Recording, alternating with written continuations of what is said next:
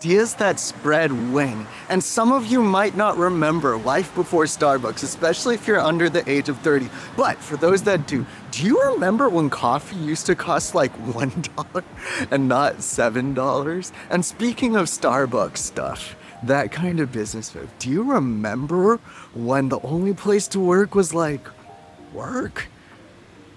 So I am here at my favorite coffee and co-work spot in Redondo Beach, Mesh Space, shout out. And Starbucks started in 1971, but they completely changed the game. They had new ideas and they spread them like crazy. Espressos, lattes, cappuccinos, the frappuccino.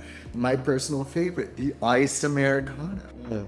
Starbucks also spread the idea of the third place. That is the place that's not home, place that's not work. It opens early, closes late, it's clean, it's got Wi-Fi, it's even got outlets where you can plug your stuff in and get some work done or just hang out with friends. Starbucks now has over 38,000 stores worldwide. And how much in revenue? $36.5 billion of revenue this last year. At least that's what they reported. Ideas that spread win.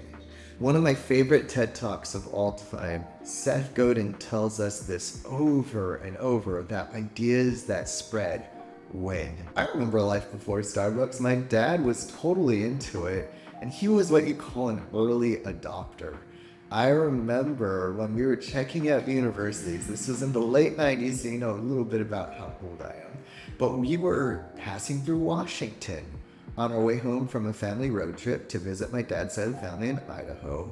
We were swinging back home from Boise, Caldwell, through Seattle, doing kind of a college tour along the way. We hit up University of Oregon too, but when we were in Seattle, we saw, for the first time in my entire life, coffee culture everywhere.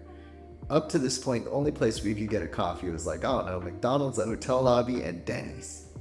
That was it. But here, there were, what is this Italian stuff? What are these tiny shots? And I remember my first cup that my dad gave me, I took a sip and I just spat it out all over the table. It was so hot. So strong, and it was crazy, and my dad was upset, but he got over it pretty fast. We just got another shot because they were everywhere. But this was new. But Starbucks did two things that were super smart. And let me break that down. Starbucks went after the early adopters. They went after the coffee nerds, the geeks, the freaks. At that time, there actually weren't that many. And he made something just for them. He ignored everyone else. And that was the genius of it. Why? Because it's the freaks and the geeks that spread the ideas. They are the ones that are the most obsessed. They can't stop talking about it. They'll do it for free. They'll do it for fun. They'll talk about this new place that just opened up, right?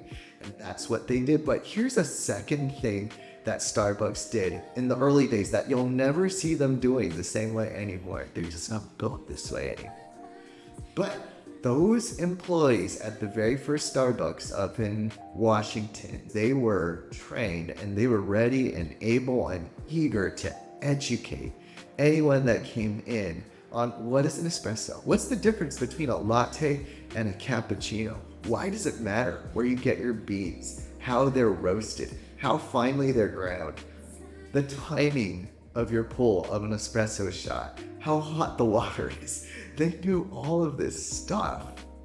And kind of like a sommelier, like someone that talks about fine wines, the wine cultured people, they were taking that same way of doing things. And as they educated everyone that came into Starbucks to get their morning coffee, or heck, their anytime coffee at this point, they were not just teaching them, but they were giving them things that they could say to their friends. They were making it even more spreadable with the most spreadable audience. I just wrapped up a Zoom meeting here at the co-work space, and I have Starbucks to thank for this technical ride. Thanks. Raise a glass to Howard Schultz. Cheers. I just remembered I've got to get going, but while I'm packing, I've got 3 takeaways for you. 1.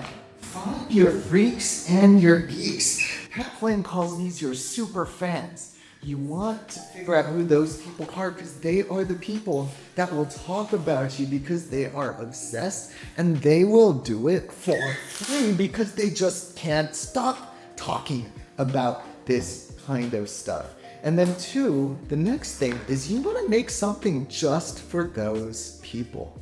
If at all possible, make something that speaks to them deeply, that hits a massive pain point for them. What's pissing the freak off? What's making them upset? What is lacking in the world? Make them something that will bring them joy, excitement that they can't help but share, that they can't help but spread, because remember, ideas that spread, they win.